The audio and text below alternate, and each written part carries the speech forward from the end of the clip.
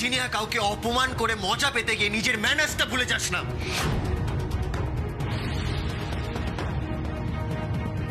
And don't forget, Rimli তোর থেকে বড় হয়।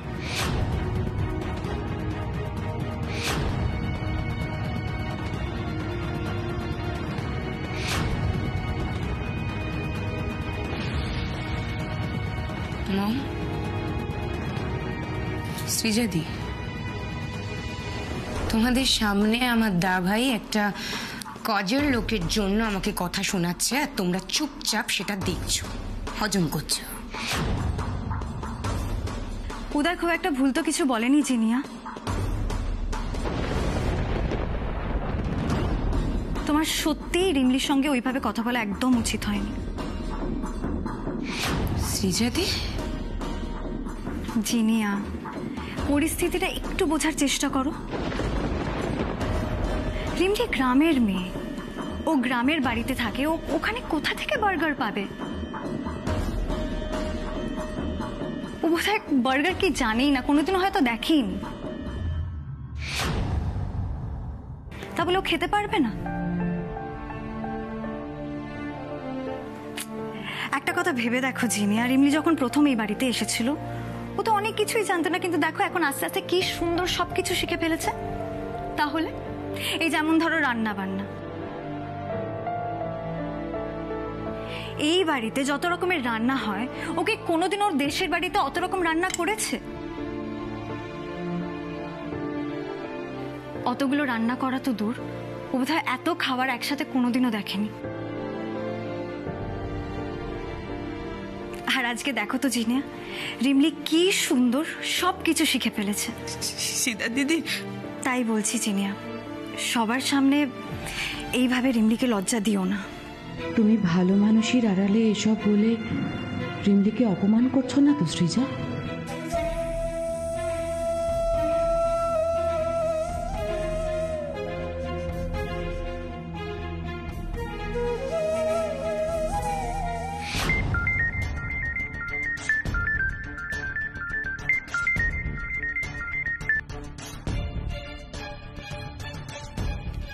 মম, সৃজাদি, থ্যাংক ইউ সৃজাদি। অ্যান্ড আমি যে কথাগুলো বলেছি তার জন্য ভেরি সরি, আমি বুঝতে পারিনি আসলে। এখন রিমলিও তোমার এতটা কাছের হয়ে উঠেছে। Thank you.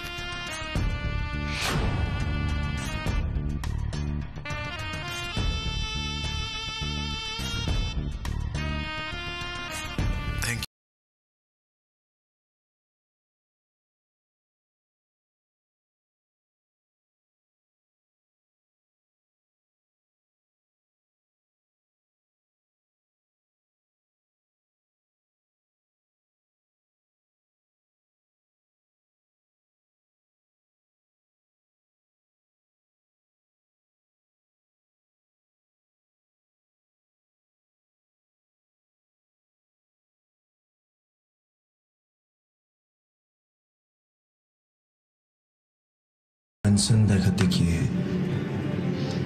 আমি কোথাও সৃজাকে ইগনোর করে ফেলছি না তো? হ্যালো, আরে আবার কি হলো? Sorry sorry sorry Jinia, I am really sorry. আমি তোমাকে সকাল থেকে অনেকবার ডিস্টার্ব করে ফেলেছি, কিন্তু I am really sorry dear. আসলে তুমি ফোন না তুললে আমি এত টেনশন হয়, মানে I really feel insecure about you. তুমি আমাকে আবার দূরে সরিয়ে দিলে না তো জিনিয়া? দেখো, তুমি যদি আমাকে আবার দূরে সরিয়ে দাও, আমি সত্যি কিন্তু আমি শেষ। তোর পাগল একটা। আচ্ছা, এত ইনসিকিউর কেন হচ্ছে বলো? আচ্ছা, তুমি দেখা করতে আসছো তো জিনিয়া? তোমার জন্য একটা খুব দারুণ সারপ্রাইজ আছে। আরে বাবা, এত তাড়াহুড়ো করলে কি করে হবে বলো তো? মম এখনো অফিসে বেরোয়নি, এরকম ভাবে বেরোতে পারবো না, ইম্পসিবল। প্লিজ জিনিয়া, প্লিজ, আমি তোমার জন্য একটা সারপ্রাইজ নিয়ে ওয়েট করছি। প্লিজ সুইট হার্ট, প্লিজ বাড়ি থেকে বেরোনোর কিছু একটা ব্যবস্থা করো। আচ্ছা আচ্ছা আচ্ছা, ঠিক আছে ঠিক আছে, আমি দেখছি। আর ওয়ান কন্ডিশন। এনি কন্ডিশন, বান্দা হাজির। মম ফেরার আগে কিন্তু আমাকে ফিরে আসতে হবে, এটা কিন্তু আমি বলে দিলাম। Okay love, thank you, and I love you too. Bye. কি বলছো বন্ধু?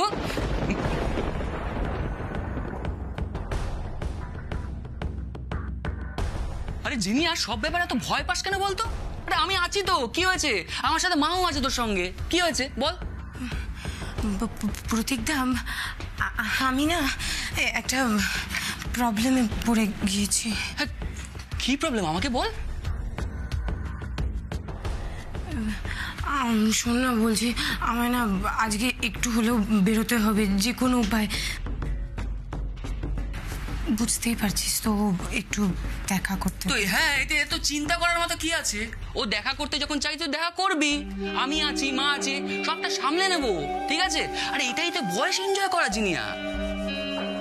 আর তুই তো অন্যায় কিছু করিসনি, কিছু করেছিস কি? করিসনি, তাহলে টেনশন কেন নিচ্ছিস? তুই যা যা যা, এক্ষুনি যা, এক্ষুনি যা।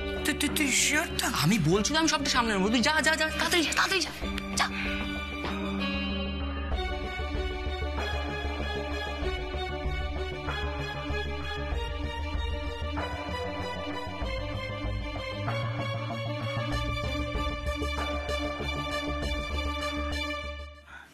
আচ্ছা উদয়, হ্যাঁ তুমি রিমলির ভবিষ্যৎ নিয়ে কিছু ভেবেছো?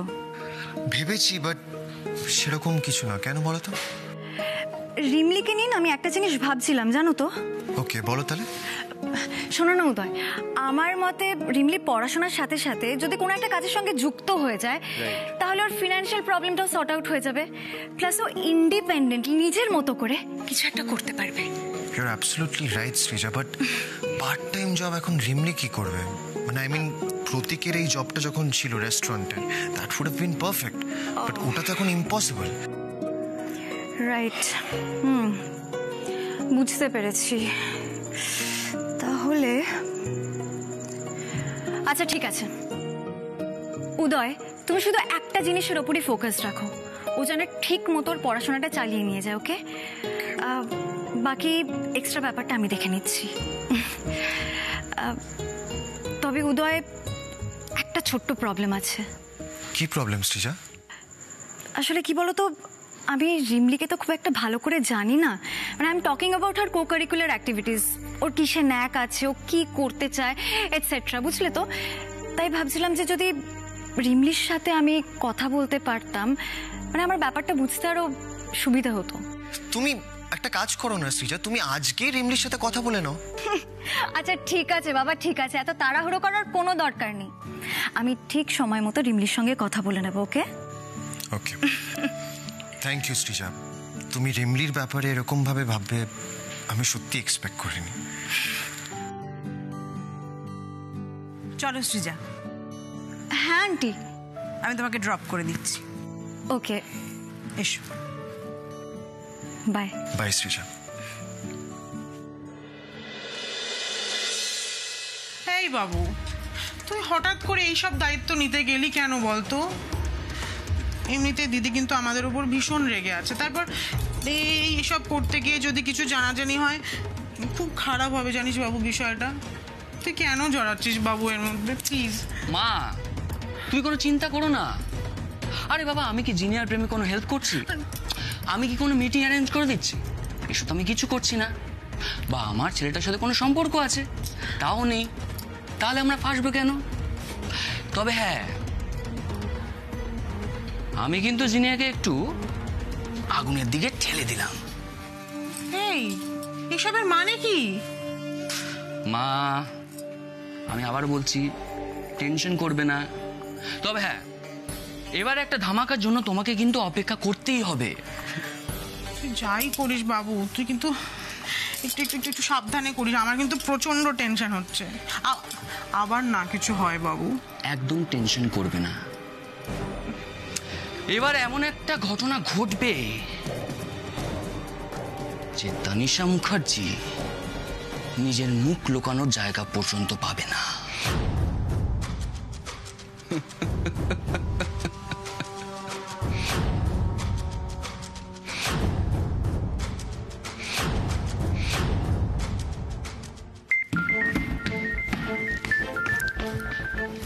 হ্যাঁ বলো, কি এসে গেছো? বেবি, আমি কি করবো বলো তো? সঙ্গে সঙ্গে বললে কি ওভাবে বাড়ি থেকে বেরোনো যায় নাকি? But I am ready, I am just coming. আরে ওয়েট ওয়েট। কেন? আরে দূর আর বলো না, একটা কাজে আটকে গেছি, তাই ওখানে আসতে পারিনি। শোনো, আমি তোমাকে একটা অ্যাড্রেস সেন্ড করছি, তুমি সেখানে চলে এসো। বলো কি অ্যাড্রেস? কি? একবার রিপিট করো, আমি শুনতে পেলাম না। স্যার জন অ্যাভিনিউ। স্যার জন অ্যাভিনিউ?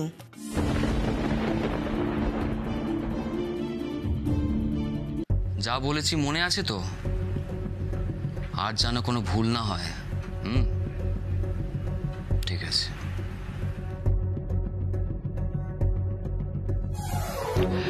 এবার তুমি তৈরি থাকো মা। আমি এমন একটা কাজ করে দিলাম তাতে মুখার্জি বাড়িতে এবার দাউ দাউ করে আগুন জ্বলবে।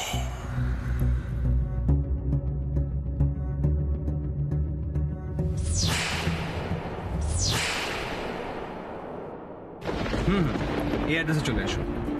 আচ্ছা ঠিক আছে, তুমি রাখো, আমি আসছি।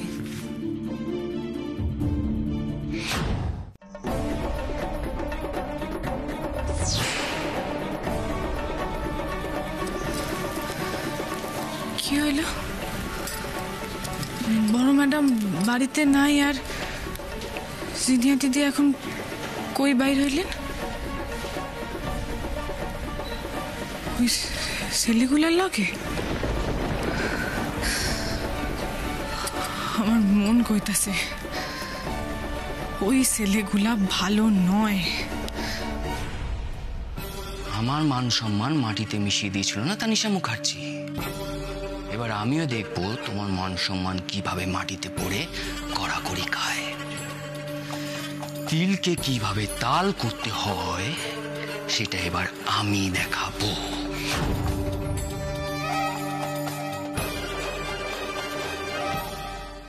এই বাড়ির মান সম্মান ধুলায় মিশতে দিমু না। প্রয়োজন হইলে নিজের জীবন দিয়া রক্ষা করুম মুখার্জি বাড়িরে।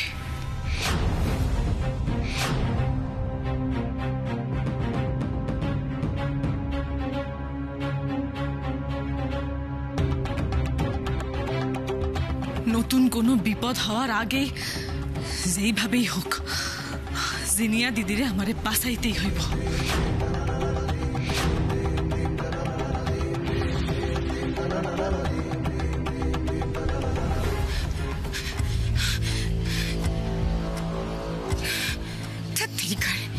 ক্যাবে যাওয়া এখন এই এক সমস্যা, কখন আসবে কে জানে। ও গড, বাড়ি থেকে বাই নিচে যদি একবার কেউ দেখে ফেলে তাহলে কেলেঙ্কারি হয়ে যাবে।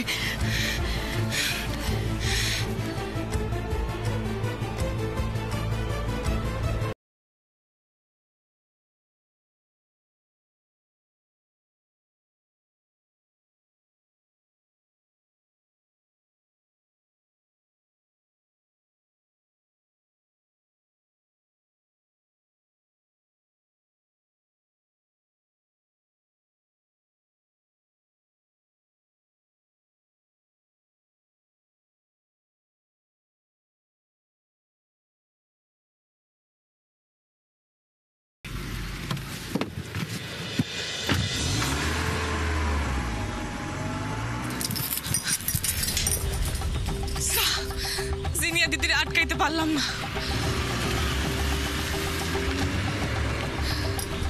কি যেন একটা নাম কইছিল না? সারজন অবনী। হ্যাঁ, আমি কি একবার গাড়িটারে ধরার চেষ্টা করুম? বাড়িতে কাউরে না জানা গেলে তো সবাই চিন্তা করব। আর উপরে যদি আবার গাড়ি বাবু আমারে খোঁজাখুঁজি করে তাহলে তো আরেক বিপদ। কি করি?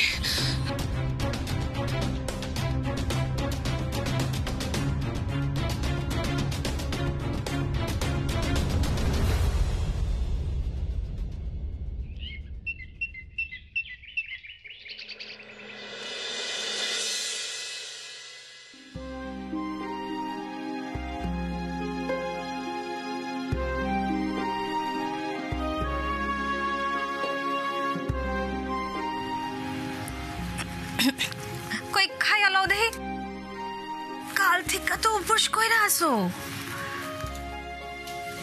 কি করি কত, দুদিন ধইরা রিমিটার কথা খুব মনে পড়তেছে। সেই যে গেছে, তারপর থেকে তো আর কোনো কথা হয় নাই।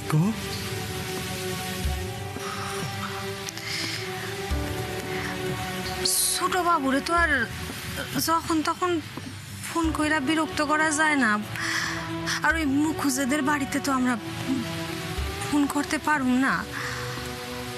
এখন রিমলির সঙ্গে কথা হইব কেমন কইরা কও? আমাকে কথা কইতেছ তো, সে তুমি যাই কও, ওইদিকে দেখো আমাকে কথা তো কইতেছ। রিমলিরও হয়তো মামা মামি ঘন্টু টগরদের জন্য মন পড়তেছে। সে তো পড়বেই গো, তাই রিমলিরে দোষ দিয়া কি হইব কও? শ্বশুর ঘরে গেলে বাপের ঘর ভুইলা থাকতে হয়, শিখতে হয় আমাদের।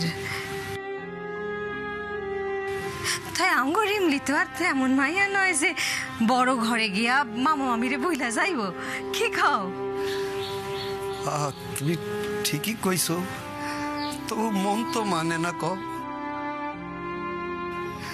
প্রতি বছর যখন কোনো উৎসব আসে তখন মায়াটার কথা এত মনে পড়ে, যদি সেইখানে থাকতো। এই তো গত বছর সে নিজের হাতে এই বাড়িতে বর্ষা মঙ্গলের পূজা করছে। কিন্তু এইবারে কি হইব? আমগো মায়ারে আমি চিনি গো, আমার বিশ্বাস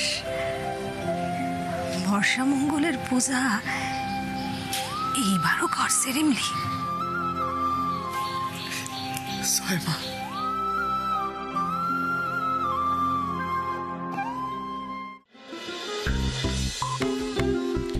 শুনছো? একটু চা হবে?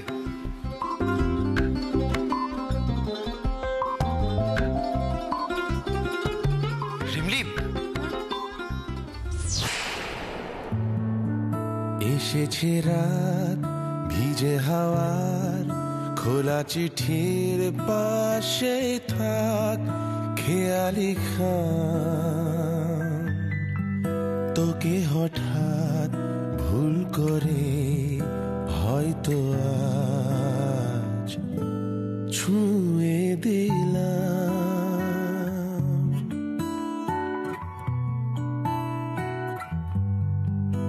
এসেছে রাত, ভিজে হাওয়ার খোলা চিঠির পাশে থাক খেয়ালি খান।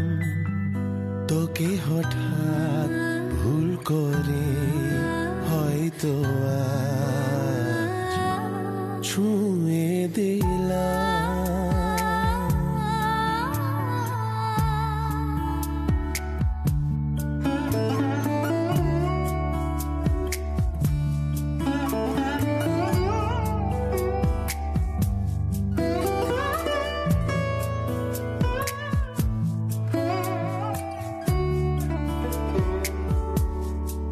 সে আদরের অন্য নাম, চেনা ঠোঁটের তিল বোতাম। ছুঁয়েছি যে মেঘেরানে আমার শহরে।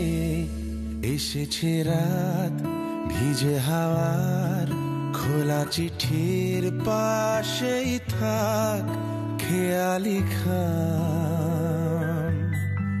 তোকে হঠাৎ ভুল করে হয়তো আজ ছুঁয়ে দিলাম। তোকে হঠাৎ হয়তো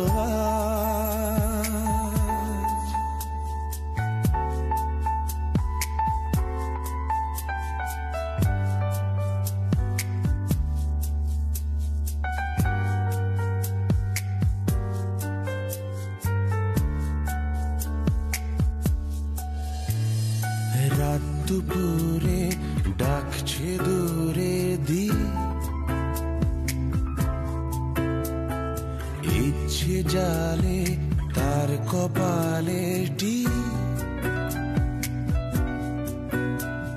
সেই যেন জানে সব কথাদের মানে সব, চুপ ভেজা পালক। কেউ তো নেই বৃষ্টি হোক জানলাতে রাখছি চোখ, পাড়া নিঝুম উড়েছে ঘুম, রাতের চাদরে এসেছে রাত, ভিজে হাওয়া খোলা চিঠির পাশে